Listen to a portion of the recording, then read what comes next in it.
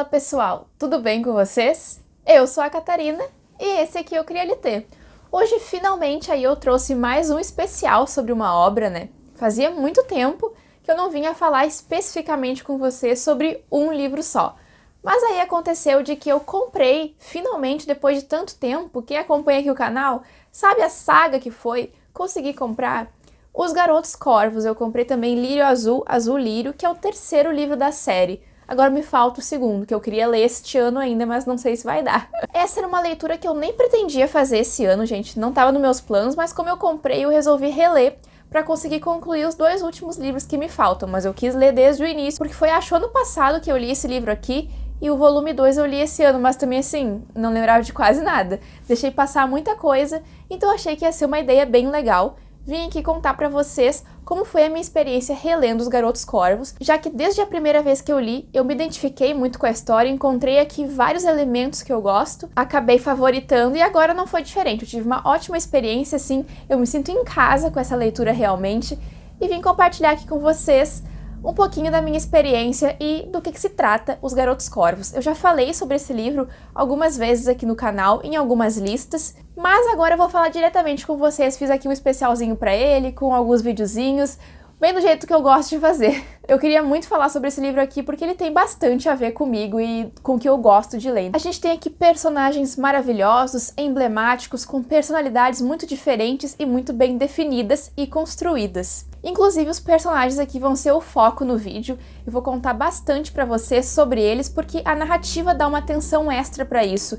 Ela é toda construída em volta dessa personalidade de cada um deles. Então, nesse vídeo aqui eu resolvi contar pra vocês como que funciona a personalidade de cada um pra contar a história através delas. Eu acho que vai ser um vídeo um pouquinho diferente, mas espero que vocês gostem. E vamos lá então, porque tem bastante coisa pra falar sobre esse livro, que é uma leitura muito importante pra mim e que eu tô muito feliz de compartilhar aqui com vocês. Mas antes da gente começar aqui, pessoal, já vou pedir que se vocês não se inscreveram no canal, se inscrevam aqui embaixo, deixem um joinha e um comentário aqui no vídeo, que isso ajuda muito no engajamento. Compartilhem o link desse vídeo com os amigos de vocês, para mais pessoas virem falar sobre livros, literatura e escrita aqui conosco no canal. Convido vocês a acompanharem também o CriaLT nas outras redes sociais, que eu faço umas fotos bem especiais lá pro Instagram e pro Twitter também. Eu sempre deixo os links aqui na descrição do vídeo. Eu espero vocês por lá também, mas agora vamos para esse vídeo. Tô aqui toda trajada, no maior estilo Os Garotos Corvos, embora eu goste muito do estilo da Blue, eu bem que tentei. Bom, gente, vou dar algumas informaçõezinhas sobre o livro aqui antes da gente começar. Esse aqui é o primeiro volume da série, né? Os Garotos Corvos, escrito pela Meg Stiefvater e trazido aqui no Brasil pela Verus Editora. A tradução foi feita pelo Jorge Ritter. Dadas essas informaçõezinhas extremamente necessárias, gente, a gente pode começar aqui o nosso vídeo falando sobre Os Garotos Corvos. A Blue é a nossa protagonista e é por ela que eu vou começar a contar aqui pra vocês mais sobre os personagens. A Blue, ela vem de uma família de mulheres médiums, mas acontece que ela não tem a mediunidade, ela funciona apenas como um amplificador. Quando ela tá no mesmo ambiente que uma pessoa que tem a mediunidade, ela acaba intensificando a mediunidade dessa pessoa. Então a Blue, ela acaba participando indiretamente das leituras que a família dela faz, para justamente conseguir que elas vejam com mais clareza o futuro ou o que elas estão fazendo ali no momento. E, inclusive, eu adoro as personagens que moram com ela ali, a mãe dela. É engraçado até um certo ponto que a mãe dela não consegue lidar muito bem com ela. Ela é um pouco solta demais com a Blue, mas a Blue nunca se aproveitou muito disso, claro, até a gente chegar nesse livro aqui. Mas tem uma questão um pouco diferente aqui. A Blue cresceu ouvindo de todas as médiums que ela já conheceu que quando ela se apaixonasse, beijasse a pessoa porque ela estava apaixonada, essa pessoa ia morrer. A Blue sempre foi um pouco alheia a tudo isso por causa que ela nunca tinha de fato se apaixonado. Só que nesse ano aqui em que o livro acontece, a própria tia da Blue chega ali na cidade de Henrietta, que é onde elas moram, e fala pra Blue que aquele ali vai ser o ano em que ela vai se apaixonar. Ou seja, coitado da pessoa. A gente já vai começar aqui a história sabendo que existe uma tradição ali na família. Toda véspera do dia de São Marcos, a Blue e a mãe dela, elas vão até uma igreja para anotar os nomes dos espíritos que vão passar por ali, das pessoas que vão morrer durante o ano. Eu achei isso muito interessante, já fiquei mega intrigada só com isso que já tá na premissa da história. A Blue nunca vê nenhum espírito, ela vai lá só para amplificar a clarividência da mãe dela. Só que nesse ano ela vai com a tia e acontece uma coisa muito diferente. Surge ali um espírito falando diretamente com a Blue. Ela não consegue ver muito bem o rosto dele, mas ela vê o uniforme da escola particular da cidade ali, onde estudam os garotos corvos, os garotos ricos. E ela acaba descobrindo que o nome dele é Gansey e ele estuda ali na Agliombe. Então a Blue já fica sabendo aí o destino do Gansey. É agora então que a gente finalmente chega nos garotos corvos, gente.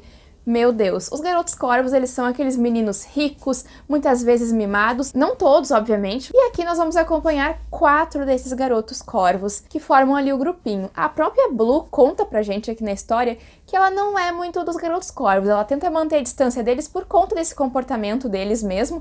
Eles têm ali os carros deles e isso é tudo que importa pra eles. Eu acho muito legal uma fala da Blue que é muito interessante, que, assim, eu acho que explica direitinho a dinâmica do grupo deles, dos garotos corvos, que é o seguinte: os garotos corvos, eles conseguem fazer várias coisas ao mesmo tempo, desde que isso beneficie a eles. Eu acho isso muito interessante. Uma coisa que me chama muito a atenção nessa história também é a questão da construção dos personagens, por causa que eu nunca fui de reparar muito em personagens, assim, a gente precisava de muito pra um personagem me cativar de fato, e aqui no início da história eu fiquei completamente rendida por todos os personagens, pela complexidade de todos eles, principalmente nesse grupo completamente disfuncional, que é os garotos corvos, né? Eles têm uma relação muito complexa entre eles ali, por conta de eles serem pessoas completamente diferentes, mas que eles compartilham de uma coisa em comum.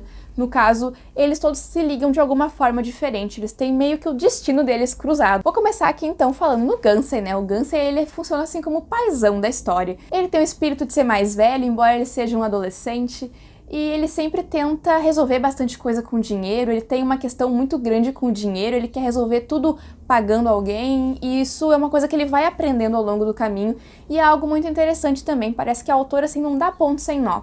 Ela cria personalidades muito reais, muito palpáveis e muito determinadas. A gente consegue ligar o personagem à personalidade dele logo de cara. Então, assim, gente, ao mesmo tempo que nós temos 2 personagens conversando, por exemplo, o nosso narrador Deus, ele sabe exatamente o que cada um deles está pensando. Às vezes até terceiros na história, ele conta pra gente o que eles acham dessa questão que eles estão conversando. E eu gosto muito disso porque o leitor não fica especulando, a gente sabe especificamente qual que é a relação daquele personagem e o que ele pensa sobre a outra pessoa com quem ele está conversando. Aqui na questão dos garotos corvos, falando sobre o Gansey, ele sempre tenta resolver tudo. Ele tem essa relação muito estridente assim com o Ronan, ele se sente responsável pelo Ronan e todo mundo percebe isso, todo mundo entende isso de certa forma, por causa que o Ronan é um personagem muito, muito complexo. Eu tive uma certa dificuldade com ele até determinado ponto, mas a gente consegue entender toda a questão que o Ronan tá enfrentando. Ele teve a questão da perda do pai dele, então ele passa por vários estágios, ele é uma pessoa bem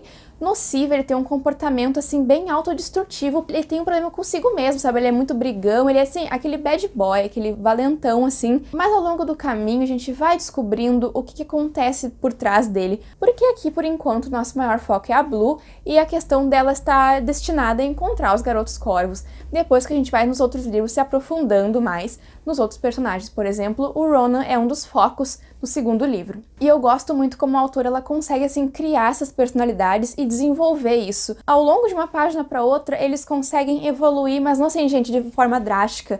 É uma coisa que a gente vai percebendo ao longo do caminho, o personagem reconhecendo que ele errou, principalmente o Gansey, eu cito aqui, que ele percebe os erros dele, principalmente com questão de dinheiro e tudo mais. Então, assim, existem algumas cenas bem desconfortáveis que ele passa ali com a Blue quando eles se conhecem a primeira vez. E a gente fica até, meu Deus do céu, Gansey, o que tu tá fazendo? Ele começa a sair daquela zona de conforto dele, assim, os personagens, eles são muito, assim, acima, sabe? O dinheiro, o status, enfim.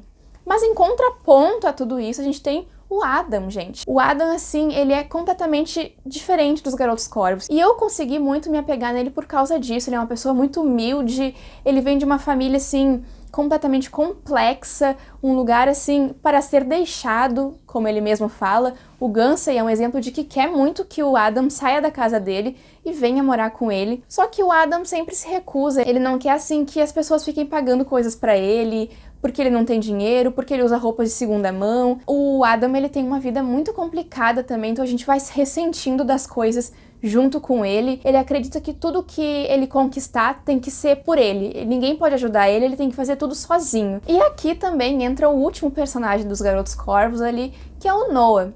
O Noah, ele é basicamente, assim, discreto, distante, faz poucos comentários, daqui a pouco ele tá ali, daqui a pouco ele já não tá mais, ele não come, ele é pálido, ele usa umas roupas bem desleixadas, assim, não se preocupa muito com a aparência e isso dá um certo tipo de conforto pro Adam. Eu gosto bastante dessa conexão que a autora faz com os personagens, porque cada um deles, principalmente entre aquele grupinho dos garotos corvos, eles conseguem se conectar de formas diferentes. Eles se entrelaçam, cada um de uma forma diferente. E nesse caso aqui, o Adam se sente mais confortável, porque se o Noah, que tem dinheiro, não liga pra aparência, não liga para o que ele usa, o Adam pode se esconder atrás daquilo ali também e tentar, assim, deixar de lado aquela questão de que ele é uma pessoa que não tem tanto dinheiro assim quanto os outros. Mas voltando aqui, o Noah, ele é um dos garotos corvos que fica mais de lado, assim, da narrativa. Não que ele não seja importante, ele tem uma importância muito grande, a gente vai descobrindo isso ao longo da narrativa, porque essa história é assim, gente, ela larga uma coisa lá no início da história, tu não entendeu, mas até o final tu vai conseguir entender, assim, não dá ponto sem nó.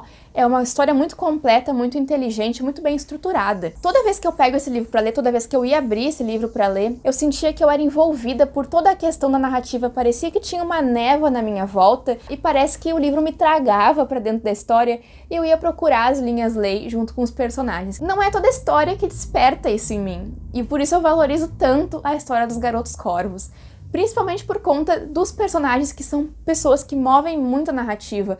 Parece que, assim, a gente consegue entender por que esses personagens foram escolhidos. Eu me identifico bastante, assim, especificamente com algumas características de cada um deles. Mas um dos personagens, assim, que eu me identifico bastante, assim, algumas questões, não são todas, tá, gente? É o Gansey. O Gansey, ele, assim, ele é muito determinado. Ele é ali obcecado nas linhas lei, né? Que são linhas invisíveis, né, de energia, que passam ali por Henrietta. Ele tá atrás dessas linhas lei. Então, assim, ele fica completamente obcecado, ele é um curioso mesmo. Ele tenta desbravar as coisas e várias pessoas já falaram pra ele que por ele acreditar, que por ele pensar que essas coisas existem, ele acaba vendo o que outras pessoas não veem. E eu acho isso muito legal, porque eu tenho isso muito dentro de mim também, da questão de que eu acredito, então eu quero muito ver e tô sempre prestando atenção pra ver se tem mais alguma coisa ao meu redor. Os Garotos Corvos, gente, vai misturar, assim, várias coisas que eu amo numa narrativa. Suspense, thriller, personagens cativantes, histórias cativantes. A gente tem até um ponto de vista aqui na história diferente que a gente fica assim, tá, mas o que está acontecendo aqui?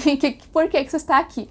Mas a gente vai entender por que isso tá ali. Tem uma história super fantástica, quem gosta de fantasia não pode ficar de fora dessa história, são 4 livros ao todo, eu pretendo ler o 2º esse ano, eu adorei me reconectar com esse livro, adorei reencontrar esses personagens e viver todo esse sentimento de novo.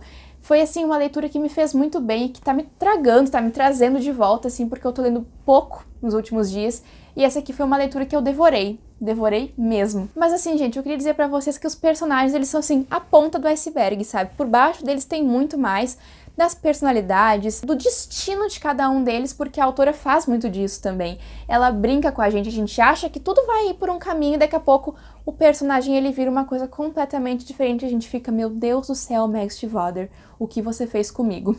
Acho que eu vou encerrar aqui o vídeo então, gente, dizendo pra vocês que leiam Garotos Corvos, se vocês gostam de fantasia, de mistério, de um suspensezinho, de uma aura gostosa na leitura. Eu gosto de tudo isso e os Garotos Corvos entregam exatamente o que eu gosto, por isso que eu gosto tanto dessa narrativa e vivo aqui recomendando ela pra vocês. Esse então foi o nosso vídeo de hoje especial de Garotos Corvos, pessoal. Espero muito que vocês tenham gostado. A gente se vê aqui então no próximo vídeo do Crialité. Meu beijão pra todo mundo!